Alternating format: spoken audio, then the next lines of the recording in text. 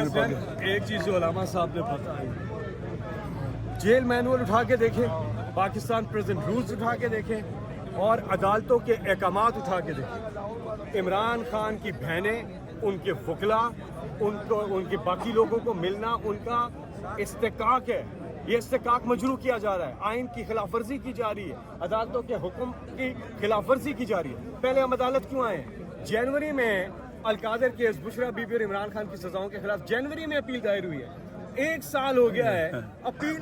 ہم کہتے ہیں جو بھی فیصلہ کرنا ہے سنیں تو صحیح، اپیل تو سنیں، وہ نہیں سنی جاتی۔ پھر ہم وہاں جا رہے ہیں ڈیالہ جیل، اس لیے کہ جو حق ہے، نواز شریف جب جیل میں تھے، محمد زبیر جو گورنر سندھ تھے اور نواز کے اسپوکس پرسن، کہ جی ہر ہفتے 100 سے 150 لوگ جو ہے ان سے ملتے تھے، آرام سے ملتے تھے، کوئی عدالت کی اجازت کی ضرورت نہیں ہوتی تھی۔ یا عمران خان کی بہنیں سڑک پہ بیٹھی رہتی ہیں، ان کو ملنے نہیں دیا جاتا، لہٰذا اب ہم ڈیالہ جیل جا رہے ہیں۔ آپ کو بھی احتجاج کرنا چاہیے۔ علامہ صاحب ایک منٹ